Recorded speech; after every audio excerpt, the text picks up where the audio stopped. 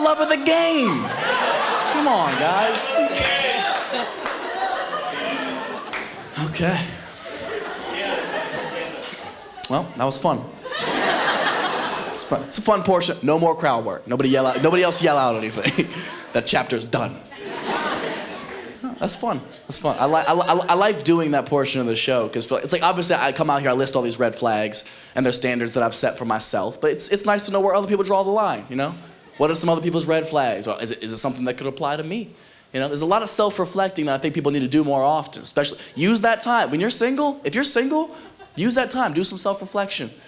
Think about the kind of shit you like. I went through a horrible breakup at the beginning of this last year, and I thought it was such a lull moment. I was like, this is such a lull in my life. Nothing positive is going to come out of this, but I did some thinking. And it made me realize so much about myself. It made me think about the standards I wanted to set, but it also made me think about how much I fucking hate being single. This shit is so trash. It's so trash. People overhype the fuck out of being single, don't they? Especially the freedom aspect of it. As soon as you're single again, all your friends are like, oh, you can go sleep with whoever you want. No, you can't. No, you can't. No, you couldn't before. Why could you now, all of a sudden? Also, that's not even like an appealing factor of being single to me. I don't like sleeping with a bunch of different people anyways, because I don't like, it's not fun. That's not fun, man. I don't like inconsistent feedback. Bro, my ego can't handle it, dog. I'm too fickle, okay? I need to know where I stand sexually at all times, okay? That's the best part of any long-term relationship. If you've been together long enough, you probably have pretty good sexual chemistry. It's why you stuck around. You like what they like what you like, meshes pretty well. The relationship that I ended earlier this year, that was the best part about it. We stayed together months after we should have, just because we had that sexual chemistry. It's a hard spark to walk away from. It's fun, makes you feel good about yourself. You know, I was getting my ego stroked daily. Like, how the fuck you walk away from that? It's so much fun. I knew with this girl, there was like a certain position I could put her in, and if I hit her with like the right move, just bow, then like, she couldn't handle that. Like, it was too much dick for her. She was like, oh, my stomach. And I'm like, shut up. What, Elmer? It is not in your stomach with your shallow guts. What, Elmer?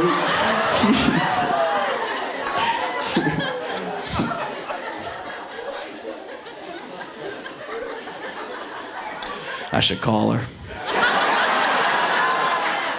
Man, don't call the ex. Don't do it. Don't fall for it. Because sexual chemistry will make you ignore all the other red flags, the shit you should be paying attention to. Like my ex and I, we had great sexual chemistry, but our communication was fucking terrible. We could never talk anything out. If there was ever a point that I needed to get across to her, I would just have to like finger her in Morse code or something. I would just have to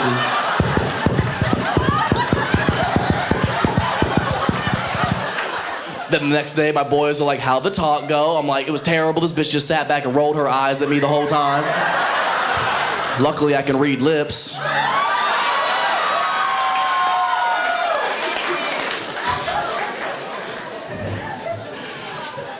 Hate it. But, you know, single again. Back to the streets. Now I just gotta have sex with all these women. I don't want to do it. I'd rather be in a relationship personally, but somebody had fucking other plans. And I want y'all to think about that the next time you're about to chastise a dude for being a fuck boy. Like, oh, you just a fuck boy. You out here sleeping with all these girls. You don't even want to be in a relationship. You're just a fuck boy.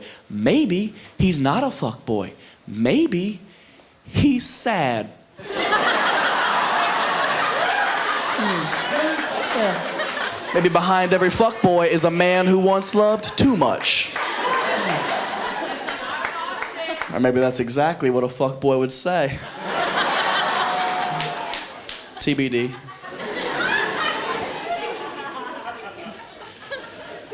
But while I'm single, I'm trying to use this time to be self-reflective, work on myself, think about what are some of the red flags I bring to the table. Is there something I could be working on? And a major one a major red flag for me that's been brought to my attention that I didn't realize was as big of a deal as it is. And it's, in relation to the climate we live in today. And that red flag is that apparently I'm not very PC. I'm not very politically correct. Sorry, I don't know if that term made it down here yet or not. Y'all don't seem to give a fuck. So, and when I say that, I just mean like I'm not one of those people who tries so fucking hard to like prove how woke, what a good person I am. Because that shit comes across as so disingenuous and corny to me. Like you're clearly pandering so hard. You can be a good person without it being your entire fucking personality. You know what I mean? It's so exhausting, man. As long as you know your heart's in the right place, you're doing the best that you can. You don't need to prove yourself on Twitter every fucking day. And obviously, I'm referencing the extremes, these like woke internet warriors or whatever you want to call them, these fucking losers who spend their whole life trying to cancel people on the internet. That shit pisses me off so much because they're ruining a good agenda. Cancel culture is not necessarily a bad thing. I get what they're trying to do is eradicate negativity in the world and get rid of some bad toxic shit, and we do need that. But a lot of that gets lost in translation when they carry it out because they themselves are such bitches, dog. Oh my God, bro. And that drives me insane because I'm on their side. I hate the same shit they hate. Off the top of my mind, I can think of homophobia. Homophobia is a massive pet peeve of mine because it doesn't fucking affect you. Who somebody else loves has nothing to do with you. And it is always the ugliest fucking dude who's the most homophobic, isn't it? The most toothless motherfucker from Corpus Christi to be on some I'm not with that gay shit. They're not with you either, bro. Have you met a gay guy? They're handsome. They're in good shape. They can fuck your girl so fast, okay? Be thankful they took a competitor off the board. I hate it so much, man. They're such a pain in the ass. And as you can imagine, you all have the internet. It makes our job incredibly difficult. Nobody's allowed to joke about anything anymore. Everyone wants to complain about every joke ever told. That's so frustrating because, you guys have been here the whole show. You know I have a pretty fucked up sense of humor. Like, I love dark shit. Like, the darker, the better to me. Like, I love that so much. Well, keep that same energy. I love fucked up stuff, but again, I'm okay making those jokes because I know my heart's in the right place. And even though I acknowledge that sense of humor isn't for everybody, I'm okay with that because I don't need to impress everybody. The same way you wouldn't try to be friends with everybody, right? You'll find your people as your life progresses. So it's like, yeah, I might get in trouble, or yeah, some people might not like the jokes that I tell, but I'm gonna tell the jokes that I wanna tell, and hopefully my audience will gravitate towards that, and we can all get along and have a fucking cool friendship, you know? And it gets tricky sometimes. I'll do jokes that a lot of people wouldn't wanna tell or don't wanna listen to sometimes. Like, sometimes I'll do jokes about like trans people, because it's funny. Sometimes. Not in a disrespectful way. It's never disrespectful. I'm just making light of a situation so we can all laugh rather than be touchy and upset. That's all it is. And this is what's so funny. The energy in the room is exactly what I'm talking about. Subject matter is what triggers people. I haven't even said the joke yet. All I said was trans people, and everybody in here got a tight asshole. Everybody. Not you guys, but everybody else. Everybody else tighten the fuck up. This special is presented by Poppers.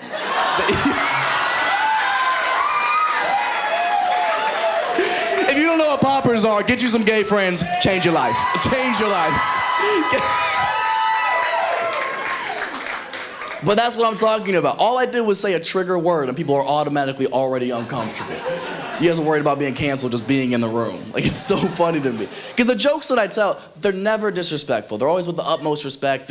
I never want to hurt anybody's feelings. They're just some jokes, just to say some goofy shit and make the world laugh. That's all. And people will still come up to me after shows saying the same angry rant every time. Just fucking, you cannot make jokes about trans people. Because what they're going through is so incomparable and you can't imagine how hard their life is and the shit that they have to go through. Therefore, you cannot make jokes about trans people. And I hear you. I hear you loud and clear. But the point that you're trying to make is you're saying, I can't make jokes about somebody because of how hard their life is. And you are making very valid points in that I don't know how hard that life is. I imagine it is tremendously harder than my life. I can't imagine how hard that is to go through, and I wish you the best of luck. But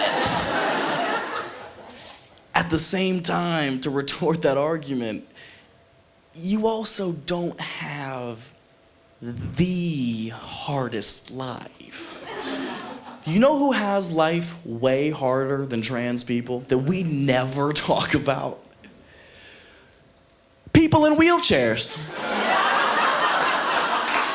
Think about it. Comparatively, people in wheelchairs have a much harder life. Do they complain about it? No. We gave them a couple of ramps and kept it pushing. We fucking... Look, some people are gonna think this is an insensitive comparison. I think it's a step in the right direction, personally. I think if we want to head towards trans equality, we fucking start with better parking. You know, it's the least we could do. It's the least we could do. I don't know where we'd put them. We can't assign them anything.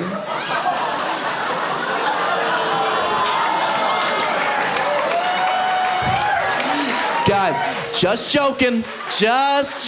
Okay, relax. Hey, look, if you let it be, this can be the most fun part of the show, okay? If you just have fun for the next 15 minutes, we're all gonna laugh at some things that we don't think we're allowed to laugh at. Oh, is it like a naughty thing if I laugh at a joke at a comedy show? Have fun, okay? Do not get sensitive now. Don't fucking sit there and feel like you need to defend the wheelchair community. They can fucking stand up for themselves, okay? God damn it, you guys.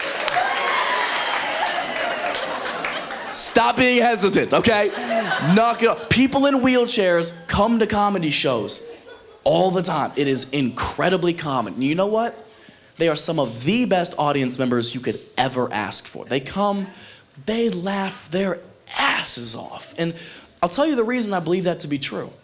And it's because I think they've gotten themselves to this point of understanding and this positive mindset that no matter the hand you've been dealt in life, no matter how hard things might be for you, if you can learn to find the light in whatever dark situation you're going through, and you can learn to laugh at the things that should make you miserable, including yourself sometimes, that's how you fucking win life. And you are going to be a significantly happier person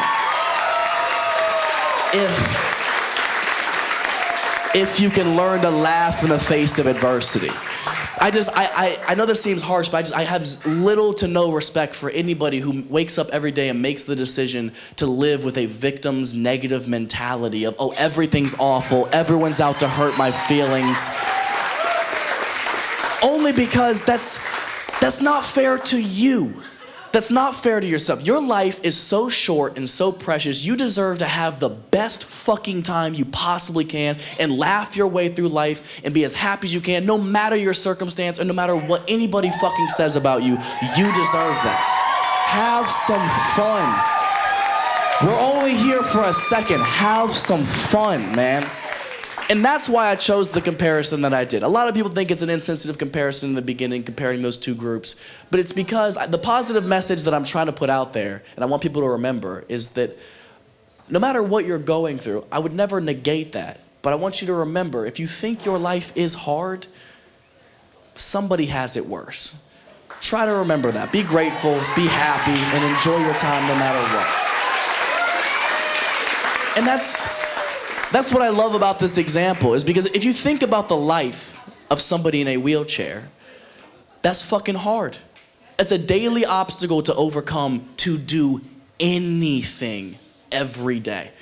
And the fact that they can laugh their way through that, we should all be able to. That's what I have so much respect for the wheelchair community, is because regardless of what they're going through, people in wheelchairs are never annoying about their situation.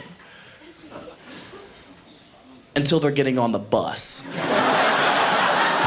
I don't know how many of y'all have been stuck behind a city bus letting somebody in a wheelchair on, but it is fucking excruciating.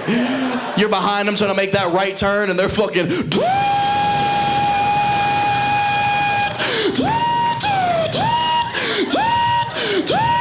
put this motherfucker on the bike rack and let's go.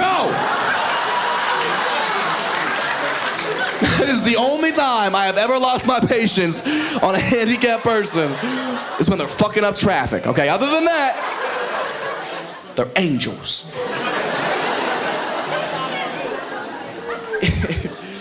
Look, if you're still upset about the comparison, feel free to think about it and tell me I'm wrong. Let's say you did. Let's say you took somebody with no legs and a trans person, and you put them in the same room, the same handicap-accessible room. See who you think has the harder life?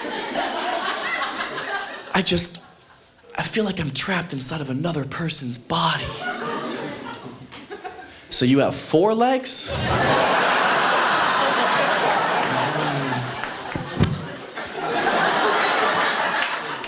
You're not listening. It's not about that. Sometimes my mental health will take such a toll that I could just jump off of my balcony. Jump? What's that? You're not hearing. People will call me the wrong pronouns.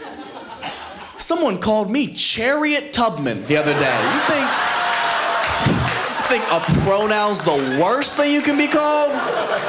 Come on.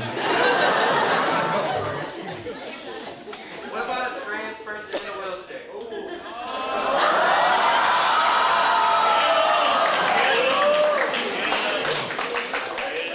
Oh, you mean transportation?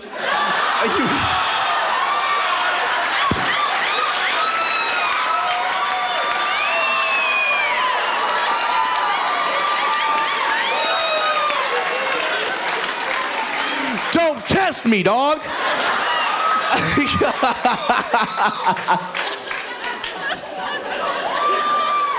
Oh, shit. Look, this is a hard joke to pull off. It's like a prosthetic leg. Like, you just gotta... No, it is. Obviously, you take 2 marginalized groups of people who are going through a tough time, and you think you can't make jokes about that. But you can. The joke works if my point is inarguable, and I think it is. I think those examples speak for themselves. I guess I just can't wait for the day that I'm doing this joke at a show and there's a trans person in the audience who gets so offended they walk out. And I'm just like, show off.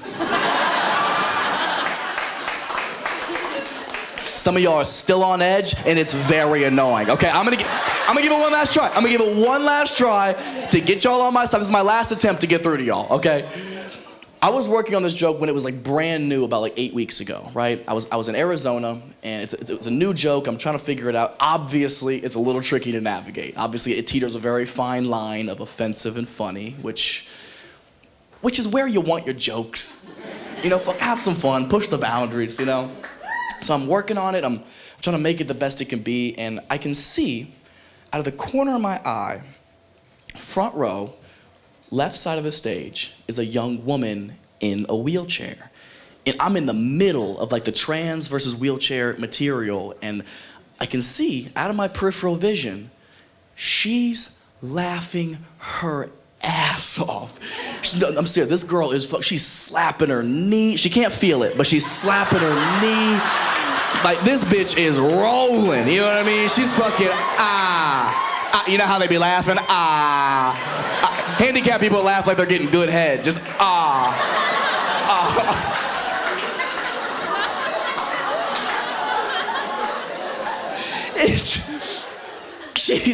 She's so obviously having a great time, right?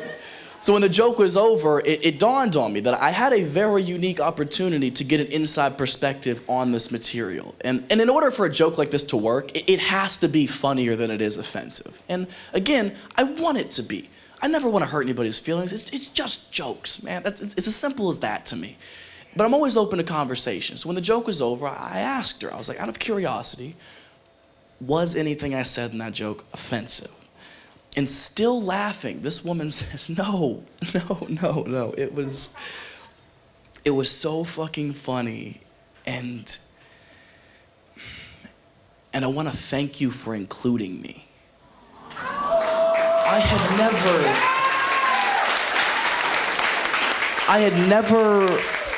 had never realized that so many people were so uncomfortable around handicapped people that a lot of the times they won't even laugh about some of the same things they want to laugh about and things that they think are hilarious. So getting that confirmation is what gave me all the confidence I needed to know that these jokes are okay to tell and we are allowed to laugh at them, you know? Her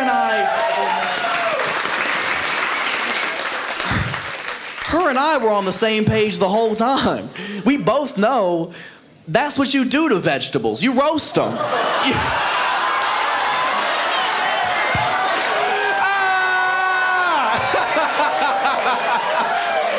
Bro, if you didn't laugh at that shit, I would never be your friend. Fuck you, dude. Fuck you. Bro, then I fucked her? That's the crazy thing. It was after the show. Hey, I'm not saying it was me, but she wasn't walking the next day. I'm just saying. I was like, can you feel it in your stomach? She was like, I can't feel anything. And I was like, yeah. My name is Matt Rife. Thank you guys so much for coming out. Thank you.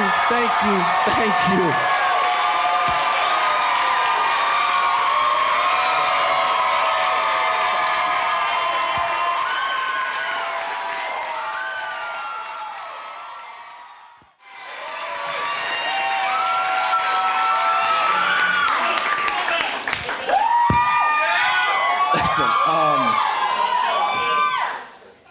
thank you.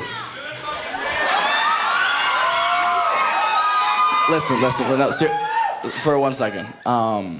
First and foremost, thank you all so much. This means the absolute world to me. And I know we laughed a lot in the past hour, but if you wouldn't mind, there is something important I would actually like to share with you guys. And it's something I wanted to address about this special. It's very important to me, is the name of the special, being Matthew Steven Rife. It's my full name. If you guys buy the DVD, you can get my social security number too. But it's my full name, obviously Matthew, and Rife being my first and last name, and my middle name being Steven, and I'm named after my grandpa. The same pocket pussy grandpa. And just to clarify, yes, that story is 1,000% true. Zero embellishment. He's a fucking monster. But the reason we've decided this special was going to be named something totally different, and I wanted to dedicate this special to my grandpa because just under 2 weeks ago, he passed away. And the whole show, this whole special taping almost didn't happen. He was my best friend, and I love him and miss him so much. And he wasn't able to come to my first special taping last year. So for this one, I was like scrambling. I was like, how do I even want to do this one? It doesn't feel right to do a show without him. So we scrambled together. We changed some of the set for it. It's like this right here is his hat that he wore like every single day. There's even a photo. It's a black and white photo of like he and I when I was a baby.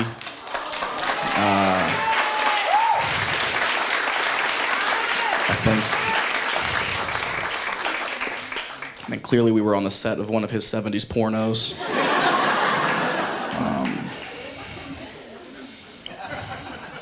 And I miss him a lot. And like I said, he wasn't able to come to my first special taping last year because it was kind of the height of COVID and everything. He also hadn't been on a plane in like 30 years. So for this one, a couple of months ago, like 4 or 5 months ago, when we decided we were going to do this special, I really, really wanted to fly him out here, and he was very excited to, because I wanted to kind of immortalize and in front of everybody that was here, tell him just how much he meant to me and just thank you for every single thing that he did for me.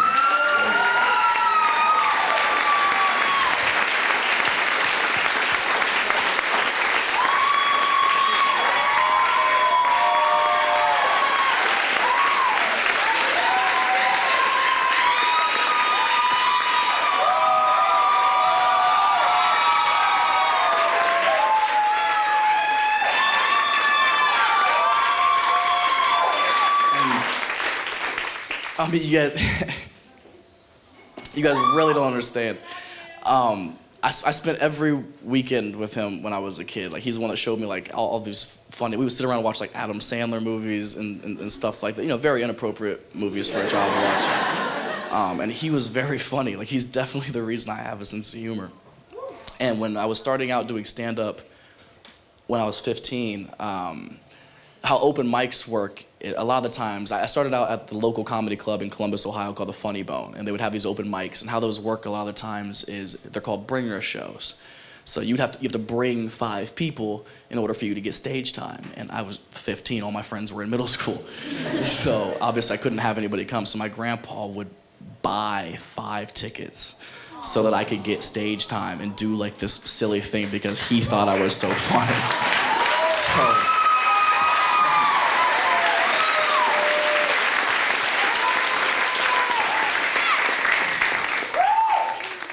I really wish he was here to see all of you people here, and just to let you guys know if I have ever made any of you laugh ever, it's because of him.